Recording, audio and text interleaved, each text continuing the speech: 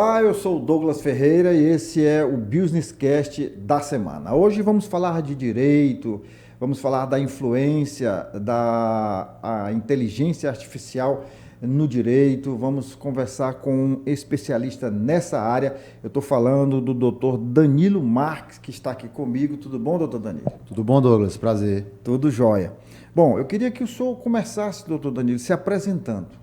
Bom, eu sou advogado, né? Eu sou especialista em direito público, direito administrativo e atuo em diversas áreas do direito e atualmente estou focando nessa área do direito digital, que é uma área bastante promissora e que a gente tem que se aprofundar para essa evolução do direito. Essa questão da era digital chegou, né? Já está na nossa vida, no direito também, nos tribunais, né, doutor? Com certeza. A gente vê que é uma evolução necessária, né? É uma evolução que veio com o tempo. A gente vê ali, Douglas, desde o tempo ali da máquina de escrever, né? Isso, vamos voltar um pouquinho no tempo. Vamos voltar um pouquinho no tempo. Vamos falar lá da época que se utilizava a velha Olivetti, né? Exatamente. Aí ela passou muito tempo, né? Muito tempo, com certeza você me falou que fez um curso. Eu fiz curso de datilografia no Senac, depois eu fiz um curso para operação de telex, olha só. Exatamente. De telex, mas meu pai me deu, eu ainda era pré-adolescente, meu pai me deu uma máquina de escrever daquelas portáteis. Depois eu comprei uma máquina grande da marca Olivetti, era tradicional, uma das marcas mais disputadas era a Olivetti. Havia outras, mas a mais disputada era a Olivetti. Eu fiquei muito triste, inclusive, porque eu empreendi, montei um negócio, depois me desfiz do negócio e a máquina foi junto, né? Mas eu sofri muito mais pela ida da máquina do que por me desfazer do negócio. Mas o fato é que eu sou de uma geração que eu não nego minha idade. Eu faço agora, sexta-feira, 63 anos, e eu sou de uma geração que a gente aprendia a redigir na máquina de escrever. Eu comecei os meus primeiros textos na minha profissão foi na máquina de escrever. Muito tempo depois veio a máquina de escrever elétrica, antes do computador, teve a elétrica, que eu também tive que fazer um curso para operar essa máquina, que não modificava muita coisa não, do ponto de vista da digitação, mas ela tinha uma rapidez impressionante, né? Sim. Você redigia ali com muita agilidade. Você sentiu o avanço ali já, Já né? comecei a sentir o avanço ali. Depois veio o computador. Aí o computador foi uma grande revolução, mas é o senhor que continua. Pois é, essa máquina de escrever permaneceu por muito tempo, né?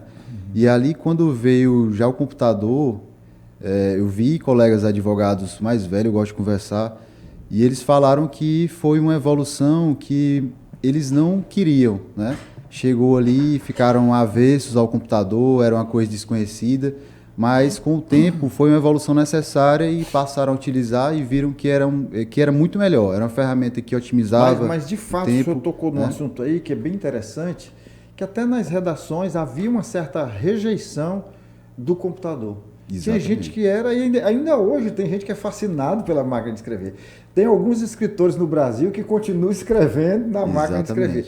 Mas o fato é que a computação, a informática, tudo isso revolucionou e modificou não só o Brasil, mas o mundo, né? Exatamente. Como você falou, uma tecnologia surgiu, uma nova tecnologia, mas ainda teve gente que continuou, ficou resistente à tecnologia, né? E isso não é problema, né? As tecnologias podem evoluir, as pessoas podem ficar do jeito que elas estão, ou então podem evoluir juntamente com a tecnologia, né? E depois do computador, passou a ter programas voltados para digitar, né? Melhorar a digitação, corretor fotográfico, a formatação dos textos, né? E hoje, agora, em meados de 2020, né? Depois da pandemia, a gente teve uma evolução tecnológica assim, exponencial, né? A advocacia passou a ser digital, as audiências passaram a ser virtuais, né? Teve ali também a questão do token, assinaturas digitais, passou a ser tudo digital. E aí surgiu a inteligência artificial, né? A inteligência artificial que também foi uma questão disruptiva, eu considero como o computador ali, só que muito mais, sem né? dúvida. Porque ela nos dá ferramentas, nos dá potencial muito grande de fazer coisas muito mais rápidas e de forma muito mais eficiente. E esse tema tem sido recorrente, a questão da inteligência artificial, nas últimas entrevistas nossas aqui, tanto com pessoas de diversas áreas, não só do direito, falando sobre a importância da inteligência artificial. Até pouco tempo havia aqueles que ainda tinham um olhar assim, de desconfiança, né? que não conseguiam ver muita vantagem, mas hoje não resta dúvida de que é uma ferramenta e você tem que olhar como uma ferramenta, como um instrumento, e que ela tem, lógico, ela tem esse lado que agrega, esse lado que otimiza o tempo, esse lado que melhora as coisas. E aí você só precisa saber usar. Com certeza. Aí você chegou no ponto muito importante. Você tem que saber usar e ter responsabilidade no uso, né? A gente vê recentemente aí casos, né, de advogados que utilizam jurisprudência criada pela inteligência artificial. A IA cria alguma coisa para poder favorecer aquilo que você está pedindo a ela. Né? Exatamente. A IA, ela responde ao que você pergunta. Ela é muito boa em dar soluções, né? Então, você vai fazer uma pergunta, pedir para ela fazer uma petição, ela eventualmente vai criar ali o texto e pode criar também doutrinas, pode criar jurisprudências para lhe atender, né? E aí chega o ponto que você tem que supervisionar, porque ali você que vai estar assinando aquele documento, vai ser o seu nome que vai estar em jogo, né? Então você tem que ter essa supervisão total sobre a inteligência artificial. O profissional, o operador do direito não pode confiar 100%, até por uma questão de ética, né? Com certeza. Ele tem que estar, como o senhor acabou de falar, supervisionando, revisando o texto, mas acima de tudo, checando as informações, sobretudo quando se fala de lei, quando se fala de jurisprudência, porque aquele texto produzido pela inteligência artificial, pela IA, ele pode vir primoroso, mas pode vir com situações vexatórias, né? Exatamente. Com dados que, se não confirmados, pode deixar a vida do profissional numa situação delicada. Exatamente. Ela responde de acordo com a sua pergunta, com o seu comando. É o chamado prompt, né?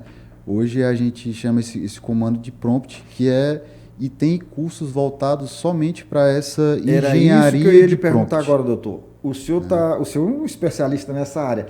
Tem já pós-graduação nessa área? Com certeza, tem pós-graduação no direito digital, voltado só para a inteligência artificial. Tem cursos gratuitos também, inclusive o STF já disponibiliza cursos gratuitos para a inteligência artificial. E esses cursos são muito importantes porque você aprende como utilizar da forma devida. É dever, na verdade, do advogado saber da lei, né? Ele tem dever de saber o direito material ali.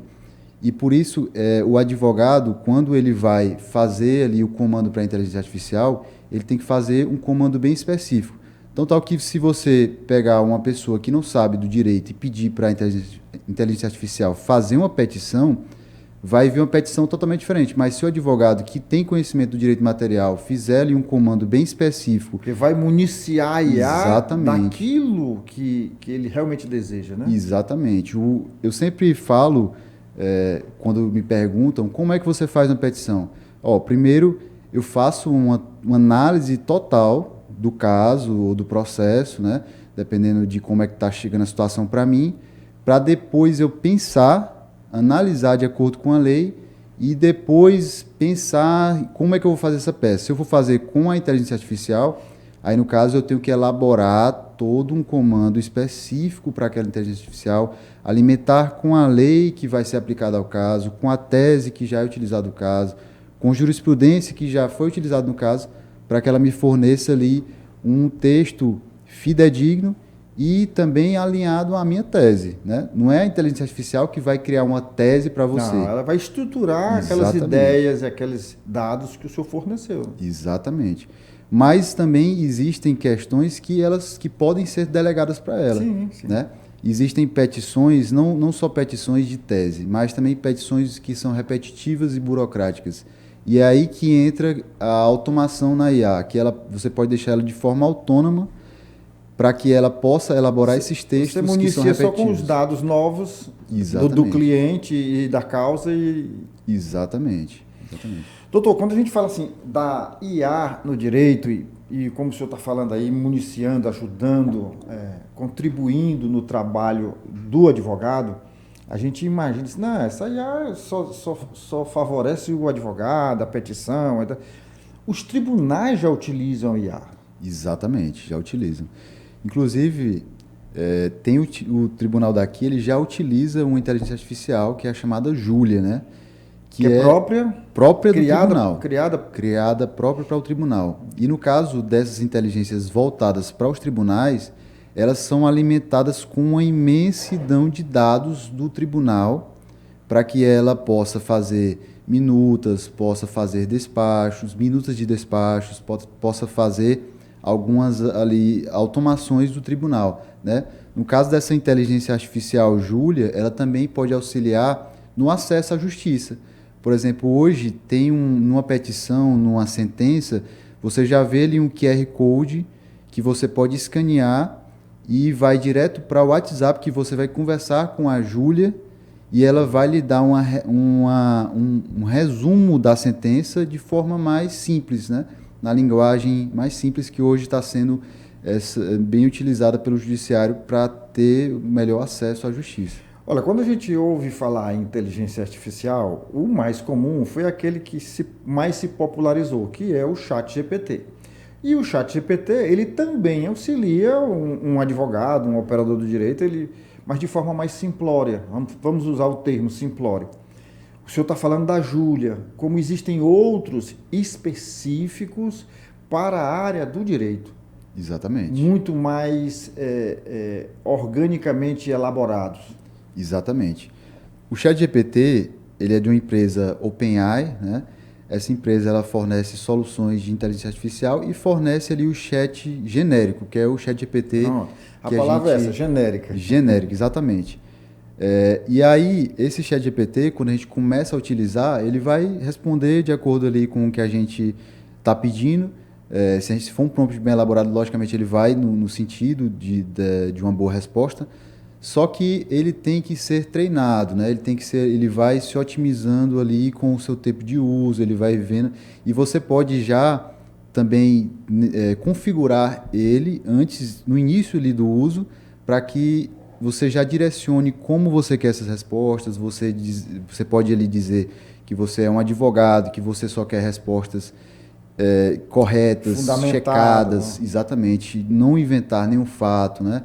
Ali de forma pessoal, como é que deve ser uma petição, e você pode direcionar tudo isso, e também ele fornece ali ferramentas que você pode criar o seu próprio ChatGPT treinado com dados que você pode alimentar ele, entendeu? O senhor falou aí que já existe inclusive cursos de especialização nessa área digital, do direito digital, da informação, da inteligência artificial. Já está regulamentada essa matéria no direito, essa coisa da IA no direito? Já existem resoluções, tem resolução do CNJ, que é o Conselho Nacional de Justiça, que regulamenta como é que deve ser o uso da inteligência artificial nos tribunais, e já tem recomendação da OAB, né? Tem recomendação da OAB de como o advogado deve utilizar a inteligência artificial por questões éticas, que deve ser transparente com o cliente. Tem várias questões aí envolvidas nessas regulamentações já existentes. Agora, como um especialista nessa área, eu vou fazer o inverso da pergunta. O que o advogado não deve fazer no uso da inteligência artificial? Pronto. O advogado não deve deixar tudo para que a inteligência artificial resolva. Por exemplo, o advogado vai criar uma petição inicial ou então um recurso, né? Ele não pode simplesmente jogar o processo e pedir que a inteligência artificial faça o recurso, ou então jogar os dados ali, documentos, e pedir que a inteligência artificial forneça, sem revisar. O advogado tem sempre que checar, ponto a ponto ali, do que foi fornecido pela inteligência artificial, checar todos os artigos que a inteligência artificial citou, as leis que a inteligência artificial citou, e também jurisprudência e doutrina, né? Como eu falei, já tiveram casos em que foram divulgados pela mídia que o advogado utilizou jurisprudências que não existiam e os tribunais advertiram, não reconheceram o recurso ou então a petição que foi ali utilizada. Trocando em miúdo, o advogado não deve usar de esperteza, mas de sabedoria, né? Exatamente. O advogado deve utilizar a inteligência artificial para otimizar o seu trabalho. Quando eu iniciei ali minha carreira jurídica, né, eu passava dias e dias fazendo uma petição, né? Era ali parágrafo por parágrafo, análise de documentos, ali na mão, né, tudo. Então, eu passava muitos dias fazendo uma petição. Hoje, com a inteligência artificial, eu faço em apenas um dia ou 2 no máximo. Ou até menos. Ou até menos, né? Porque, como eu lhe falei, você vai fazer com inteligência artificial, mas você tem que sempre checar tudo e elaborar a sua própria tese, né? Então você não pode suprir essa análise documental, essa análise de lei, de jurisprudência, de tese, né? Então ela otimiza muito tempo e tem questões também de organização, porque hoje o advogado ele é como se fosse um empresário, né? Ele tem que fazer a gestão de processos, ele tem que fazer o atendimento ali de clientes, né? O envio de notificações para o cliente, e ele pode usar a inteligência artificial para isso, para otimizar ali a organização dos seus processos, né, para fazer uma análise dos seus processos, de como é que está sendo os seus processos, fazer melhoras no atendimento ao cliente, né? Tem como você pedir para a inteligência artificial fazer um texto de e-mail melhor, um texto de informativo melhor, mais simplificado, que às vezes o advogado ele utiliza a linguagem muito ali, o juridiquês, técnica, né? Doutor, deixa eu conversar aqui com nossos internautas, o senhor pode tomar uma água enquanto eu converso aqui. Olha, você está ouvindo, assistindo aqui, acompanhando nosso Business Cast de hoje, onde eu estou conversando com um advogado, doutor Danilo Marques, que é, entre outras coisas, especialista também no direito digital. Você pode, se gostando, lógico, dessa entrevista, dessa conversa, você pode nos ajudar a compartilhar. Se você ainda não é inscrito no nosso canal, recebeu esse link de alguém, viu em algum lugar, você aproveita, se inscreve no nosso canal, que é para poder aumentar a nossa audiência, e não esquece de acionar o sininho para receber as nossas notificações. Manda esse link para todas as pessoas que você conhece, seus amigos, bota lá no grupo da família, bota no grupo do trabalho, no grupo do condomínio, da associação de moradores, manda para todo mundo, porque é isso que vai aumentar e sempre a nossa audiência. Doutor Danilo Marques, o futuro desse direito digital, qual é o limite na questão da utilização da IA? Pronto, o limite encontra na questão ética, né? É importante falar que a inteligência artificial ela não vai substituir o advogado, né? É interessante falar também que ela veio para otimizar o tempo e ela sempre vai encontrar barreiras éticas, né? A inteligência artificial não vai poder passar acima do conhecimento humano, da supervisão humana. E hoje existem essas empresas, essas soluções que a gente já encontra, elas têm os limites éticos, né? Elas não deixam ali a inteligência artificial entrar em questões muito subjetivas, né? Em questões ali polêmicas. Então, tem barreiras éticas, tem limites éticos bem estabelecidos para isso. Mas isso, na verdade, já é exigido fora da IA, né? Na vida cotidiana, exatamente, na vida profissional das pessoas, assim. Então, a inteligência artificial, repetindo aqui o que já foi dito, ela é sempre uma aliada, né? E nunca uma ameaça e muito menos alguém que vai assumir o papel do profissional. Exatamente. Por exemplo, você chega com um contrato, você vai pedir para a inteligência artificial analisar. Ela não vai ter a expertise ali de um advogado que já atuou em outros casos, né? Então, ela tem essa limitação. A gente lida com experiências, com trocas de conversas aqui, essa troca de conversa humana, E a inteligência artificial não tem isso, né? Ela não vai ter essas experiências de nuances para identificar, por exemplo, cláusulas que não estão bem redigidas em um contrato, porque o advogado já teve experiência em outros casos e viu que isso não funcionou, e a inteligência artificial não vai ter essas nuances, né? Então, a inteligência artificial, de alguma forma, tem seu limite, né? Exatamente. O limite imposto pelo próprio sistema que a criou. Exatamente. Pela natureza dela, né? Exatamente. Ela é alimentada com uma grande quantidade de dados, né? Uma quantidade de dados imensa, e nesse ponto eu destaco que, para a gente ter esses sistemas funcionando, eles utilizam uma quantidade enorme de energia, né? Para cada resposta ali, ela utiliza muita energia porque ela vai consultar uma enorme base de dados ali para que ela lhe forneça uma resposta, né? Então, ela tem essas limitações e tem também essa questão da energia que ela utiliza. É incrível como as coisas estão evoluindo e muito do que a gente vivencia hoje, num passado recente, era ficção científica, né? Exatamente. A IA é uma delas. Exatamente. Eu estava lembrando de um filme que eu assisti, salvo engano, há uns 25, 30 anos, na época do Matrix, eu acho que é mais ou menos isso. Uhum. A primeira Matrix que lançaram. E lá tinha uma figura que era uma espécie de um computador, mas a comunidade utilizava aquilo como se...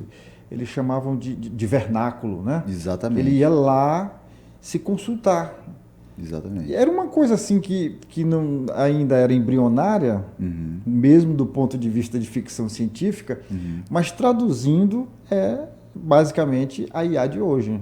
Lá o cara estava diante de uma máquina que nem se parecia com um notebook, um computador tradicional. Porém, é o que a gente vivenciou. Você vai no computador, conversa com ele e ele lhe ajuda de alguma forma.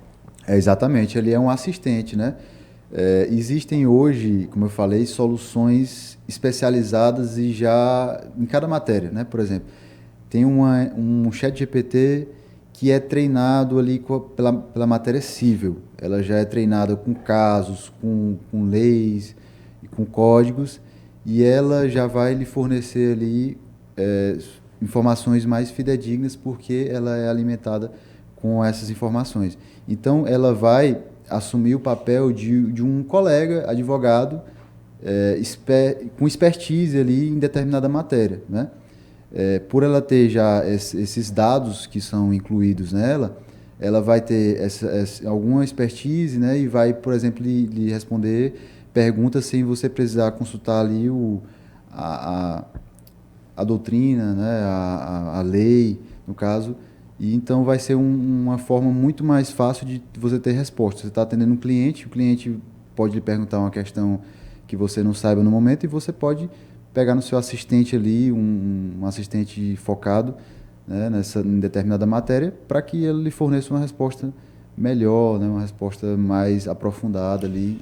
Doutor, os currículos mais modernos, não é nem o currículo, não é a palavra, a grade curricular dos cursos de direito hoje já oferece alguma coisa nessa área de inteligência artificial para o uso? Não, os cursos naturalmente já devem estar integrados a isso, mas eu estou falando assim, oferece a disciplina voltada para essa questão? Eu acredito que já tem a disciplina de direito digital, né? Já está sendo incluída aí, mas o foco mesmo principal são esses cursos de pós-graduação, né, que são mais focados nisso.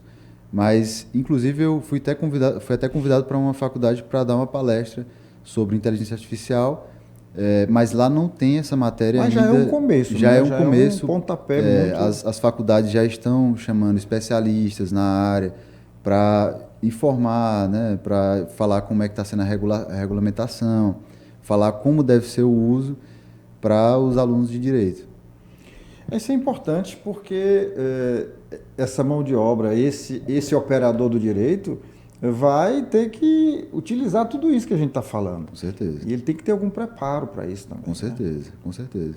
Ele deve ter esse preparo, tanto de como são os limites da inteligência artificial. Sim, a questão ética também. E como ele deve fazer para ter uma melhor resposta e realmente atingir ali o objetivo, que é a otimização do trabalho, né? Porque não adianta uma pessoa que não tem conhecimento de como a inteligência artificial funciona, de como ele deve perguntar, de como ele deve fazer uma petição, do que ele não deve fazer, e ele chega lá, ele vai perder o tempo dele, né? Ele não vai ter uma petição boa, ele não vai ter uma resposta boa, e aí vai acabar que ele vai ficar se frustrando, né, com o uso da inteligência artificial. E é importante que você use, e otimiza, isso dá celeridade ao trabalho, que muita gente, eu já ouvi isso muito ao longo da vida, não só recentemente. Eu fui no advogado ali, mas primeiro ele não sabia me responder nada, e depois ele demorou para me responder. Então muita gente pensa que o advogado é um chat GPT, né? Exatamente. Pensa que você chega lá, faz uma pergunta e você já tem tudo pronto.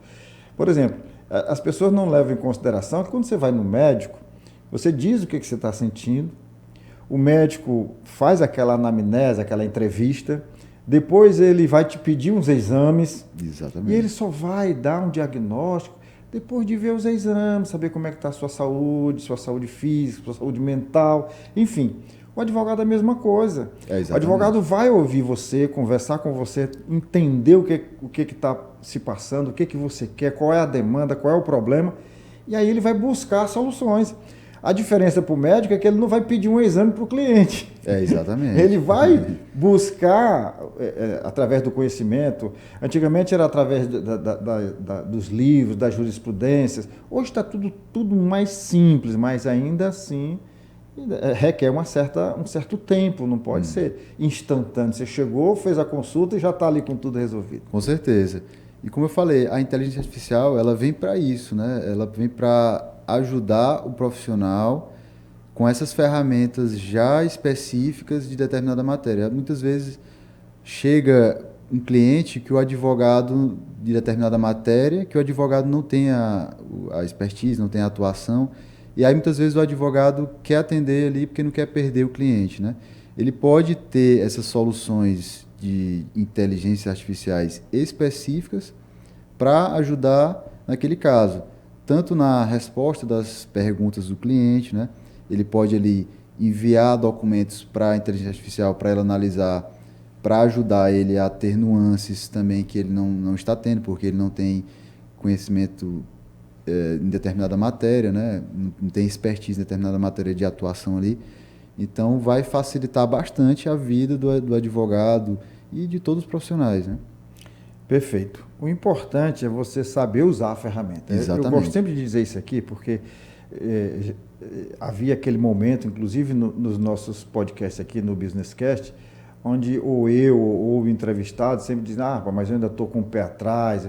Não, qualquer coisa que surge hoje, ou até que surgiu... Antigamente, as pessoas tinham medo da televisão. Tinha gente que dizia que a televisão emburrece. Não, se você souber usar a televisão, ela é um bom instrumento, é um bom equipamento, é uma boa fonte de informação. Se você não souber usar, vai ser problema. A mesma coisa é o computador, a mesma coisa é a internet, a mesma coisa é a inteligência artificial. Se você buscar aquilo que realmente interessa, ela está pronta para te atender. Com certeza. Bom, dito isso, nós vamos agora falar de um momento aqui dentro da nossa estrutura, da nossa conversa, que agora vamos falar um pouco sobre o Dr. Danilo. Quem é o Dr. Danilo, de onde vem? Não é o profissional, é o cidadão. Cidadão Danilo Marques. Eu já sei que você é de Campo Maior, mas o povo ali não sabe. Pronto. Eu sou de Campo Maior, natural de Campo Maior, fiz o meu ensino médio lá em Campo Maior. Estudei um ano aqui no colégio próximo daqui do prédio, que foi o INEC, né? Aqui em Terezinha. Minha filha estudou no INEC. É um colégio excelente.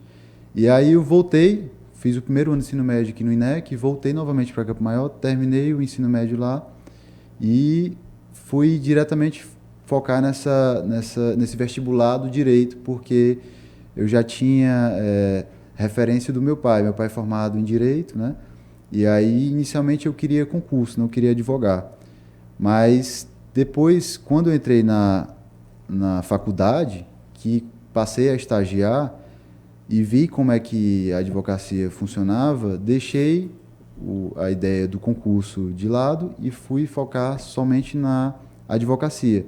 Porque eu vi como é que funciona, gostei ali de defender os direitos, né? Eu comecei defendendo os meus operar o direitos. direito de fato, né? Agora, tem muita gente, doutor, que diz o seguinte, que entra no curso com foco em concurso e se apaixona com o andar do curso, mas sobretudo na hora do estágio, né? Exatamente. Estágio é um divisor de águas, realmente? Porque a prática ali, ela vai lhe dar experiências, né? E você aprende com essas experiências. Eu acredito que você aprende muito mais com a experiência do que somente ali com a leitura, né? Com a sala de aula ali, que é mais coisa teórica. Então, você precisa dessa experiência prática. Eu acho essencial e hoje, né, por exemplo, você entra num curso de medicina. Você estudou onde? Eu estudei na CEUT. Ainda era CEUT, hoje é Estácio, né? Sim. Quando eu estava me formando, que foi transformada na Estácio. Mas, por exemplo, o curso de medicina, quando você entra, você já vai ali para a questão prática. E eu acho que no direito deveria ser assim.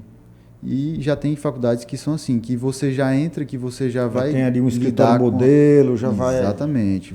No meu não teve. Exatamente, é muito importante, né? No meu não teve. Bom, aí você voltou passou no vestibular, veio para Teresina, estudou na antiga CEUT, né? Exatamente. E voltou para Campanhol, trabalha hoje aqui, escritório aqui? Não, hoje eu trabalho aqui em Teresina, né? Comecei a trabalhar para um escritório grande, renomado, e desse escritório foi que eu ganhei muito mais experiência, já como advogado, né?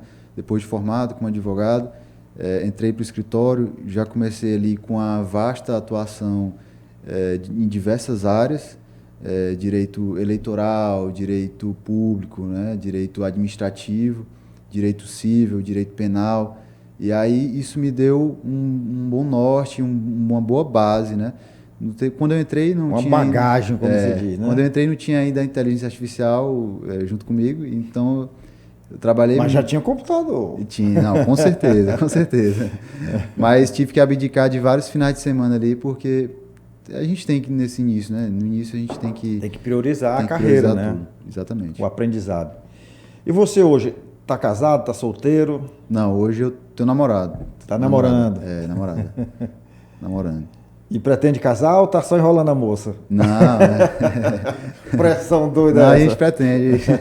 Já tem casamento à vista, né? Isso. Bom, doutor, eu queria saber do senhor, assim, quem pensa em casar, pensa em constituir família. E quem pensa em constituir família é porque entende o valor da família. Com certeza. O que é família para o senhor? O senhor falou aí do seu pai, disse que foi uma das inspirações na definição pelo direito. Eu queria que o senhor falasse o que é essa família. Família, para mim, é a base, né? Família ali, você tem inicialmente o norte, né? De como é que ele dá o norte. E é realmente quem se preocupa com você, né? Por exemplo, a minha mãe. A minha mãe hoje, o que eu pedi, dentro da possibilidade dela, ela vai fazer para mim. E ela me ajudou muito na minha faculdade, nessa escolha para o direito. Na questão aí do concurso ou advocacia. Nesse tempo ela fala, meu filho, eu lhe vejo como um advogado porque você você defende o seu direito, você vai ali, você sabe como é que se porta para defender, você sabe como é que conversa com a pessoa para defender o seu direito ali. Então, eu vejo como advogado e ela foi me dando esse norte. Então, eu vejo como família como uma base ali sólida que lhe dá e que você tem que ter essa convivência familiar, né? É interessante eu falar aqui porque da inteligência artificial, pega no gancho, né? Sim. No início... sem a inteligência artificial, eu passava os finais de semana trabalhando, né, fazendo tudo. E hoje, com a inteligência artificial, otimizando o meu tempo, eu tenho mais tempo ali com minha família, né? E isso foi uma coisa muito forte para que eu passasse a utilizar essas ferramentas de otimização do tempo, porque eu queria mais tempo com minha família, queria dar mais atenção ali para minha mãe. Ela mora em Campo Maior, então eu tenho que me deslocar ali 1 hora de viagem, mas... Essa questão que você falou aí da utilização das tecnologias para a otimização do tempo, para que sobre tempo para você se dedicar a outras coisas, inclusive a família, Eu me lembrei aqui de um grande sociólogo italiano chamado Domenico de Masi. Ele tem um livro bem interessante chamado O Ócio Criativo. E o Domênico já conseguia vislumbrar isso há 3 décadas, essa questão da tecnologia a serviço do homem. E que isso iria, de alguma forma, dar mais tempo para a gente, né, se dedicar a outras coisas. Ele foi muito otimista, que ele morreu no ano passado, faleceu. E apesar de ser italiano, ele esteve aqui em Teresina, eu tive a oportunidade de entrevistá-lo, e quando eu falei que eu conhecia o livro dele, ele ficou surpreso, porque pouca gente conhecia, mas eu ganhei esse livro de uma grande amiga que foi para a Itália, e aí eu consegui ler esse livro antes da entrevista com ele. Mas assim, o que eu queria dizer é que ele foi muito otimista, ele achava realmente que a tecnologia nos dá tempo de sobra para a gente vivenciar no dia a dia o ócio criativo. Talvez não chega, talvez ele seja de fato um sonhador, mas facilita muita coisa. Com certeza. Eu também li um livro, Douglas, de um escritor chamado Kai-Fu Lee. Ele é um dos criadores da inteligência artificial, da Apple, do Google, e ele fala exatamente isso. Ele é chinês, né? E ele fala de como a inteligência artificial está avançada na China, que a China está um dia à frente da gente aqui, eu considero. Um passo à frente. E ele fala isso, que a inteligência artificial, essas ferramentas de tecnologia vieram para nos dar mais liberdade de tempo, né? Para a gente ter mais tempo para fazer atividades que a gente realmente ali gosta, né? Atividades com a família, porque a gente vê aí muita gente que tem que priorizar o trabalho e às vezes acaba esquecendo a família ali. Eu acho assim tempo, que, né? eu até chamei ele de sonhador, querendo dizer que ele viajou muito na história.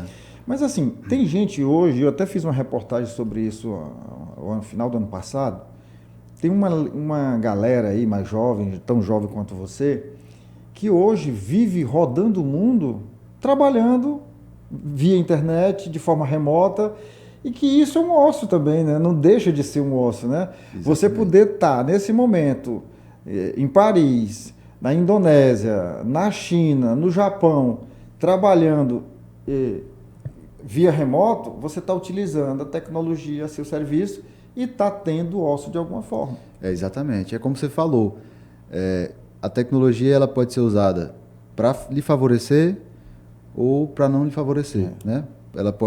Você pode perder alguma criatividade usando a inteligência artificial.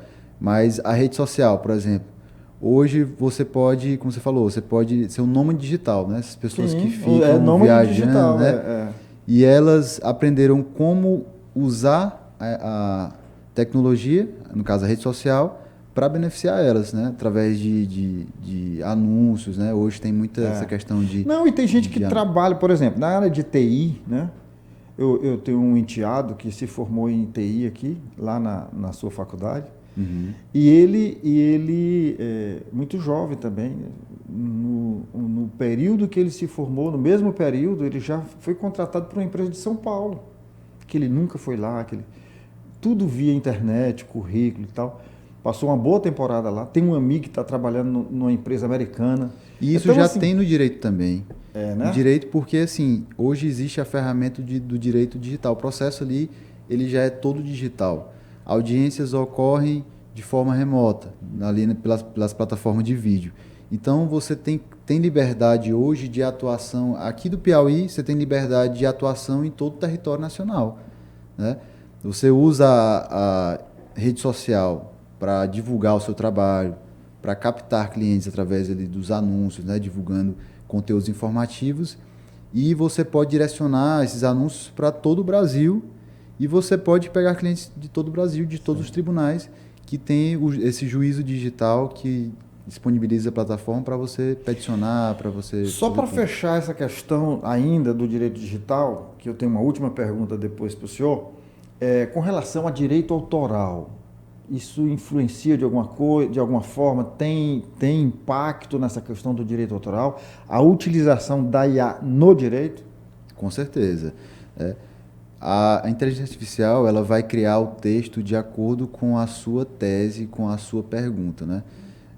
Então, assim, se você utilizar uma resposta que ela lhe fornecer, que é de determinado autor, né, que é de determinada pessoa, vai ter ali o limite, né? A pessoa Mas aí tem o ela vai direito... ter que citar ou não pode citar? Não, com certeza tem que citar. Toda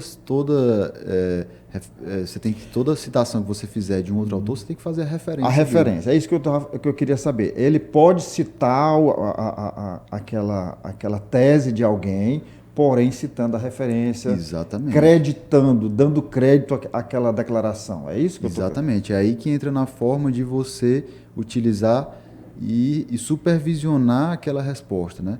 Se ela lhe dá uma resposta que tem um trecho de uma pessoa, você logicamente vai ter que introduzir como forma de citação, né?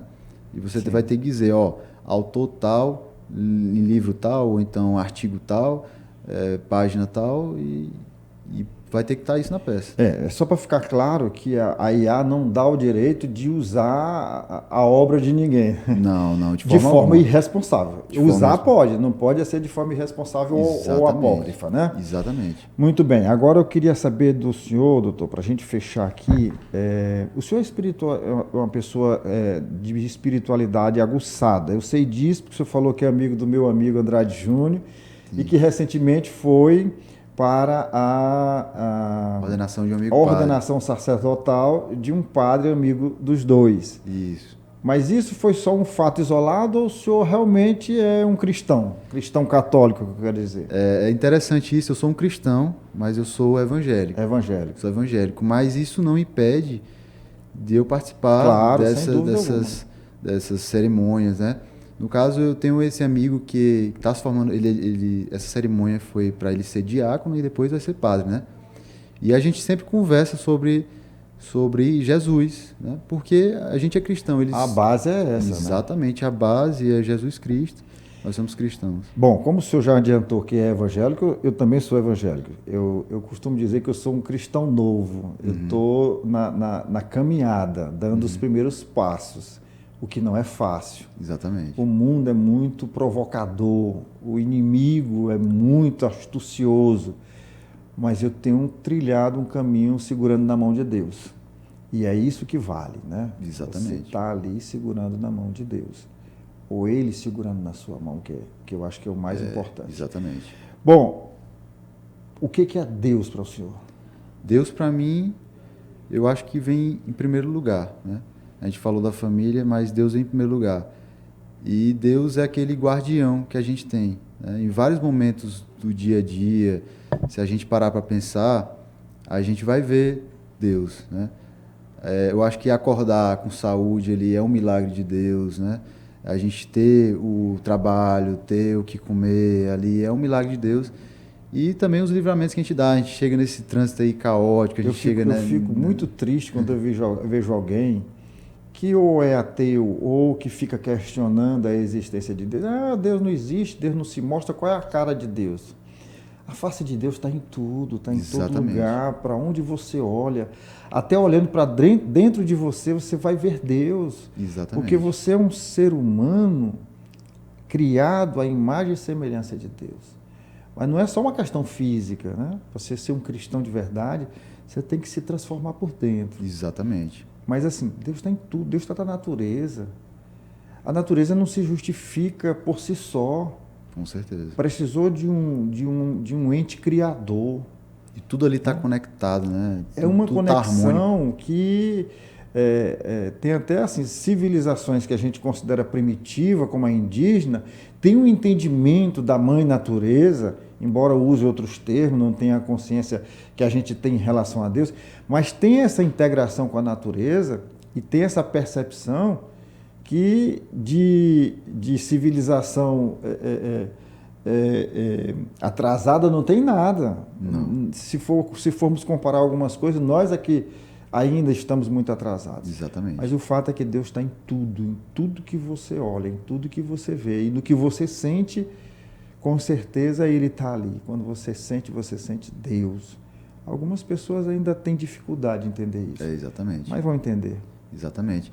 E é essa fé que faz a gente chegar mais longe, né? Faz a gente querer alcançar A gente ter essa coragem de prosseguir, que Jesus falava muito nisso, né? Nessa coragem da gente dar o próximo passo e da gente também ser cordial com as pessoas, né? Saber ter esse relacionamento. É o amor ao próximo, né? O amor ao próximo, amor ao exatamente. Próximo. O que é o cristianismo na sua essência? É o amor. Exatamente. E não é o amor com você mesmo. Ah, eu me amo. Não, eu só vou ter esse meu amor valorizado se ele for extensivo, se ele chegar ao outro, se ele for compartilhado. Com certeza. E amar o próximo é respeitar o próximo também. Exatamente. Então, eu estou amando essa coisa, essa caminhada, porque é um aprendizado a cada dia, a cada momento. Certeza, com certeza. E eu até às vezes fico tentando me penitenciar por não ter me abraçado com Jesus antes, né? Quantas oportunidades eu tive e negligenciei, deixei para lá. Mas ninguém consegue viver sem Deus. Exatamente. A gente tem ali disposto na Bíblia um manual de como viver bem, né? Isso. Se a gente seguir ali o que está disposto, tudo que está ali na Bíblia, a gente vai ter uma vida plena aqui na Terra ainda, né? Tem tanta gente que se preocupa em regras de etiqueta, né? Que quer se apresentar bem e negligencia o livro da vida, que é a Bíblia. E ali ensina você a tudo. Qualquer pergunta, qualquer dúvida que você tiver, a Bíblia te responde. Exatamente.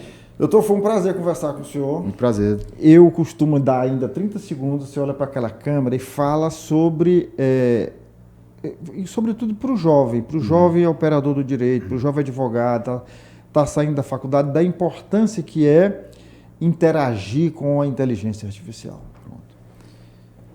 Eu vejo como a inteligência artificial como uma ferramenta que pode lhe ajudar, lhe auxiliar a você ter mais eficiência no seu dia a dia. Eu acredito que um grande advogado, ele não vai lhe dizer que você não deva usar a inteligência artificial. Eu acredito que você deve utilizar a inteligência artificial de forma racional, de forma cuidadosa, de forma ética, e com certeza ela vai lhe auxiliar. Você tem que, logicamente, que buscar aprimoramento. Assim como a gente aprendeu ali o conhecimento das leis, estudou profundamente a teoria, a gente tem que se aprofundar nessas novas tecnologias que elas vêm para nos dar mais liberdade, para nos dar mais eficiência e, logicamente, melhorar o nosso atendimento ao nosso cliente, para que a gente possa fornecer uma solução jurídica eficaz. E você deve buscar esse aprimoramento, sobretudo nessas novas tecnologias. Tá bom, muito obrigado.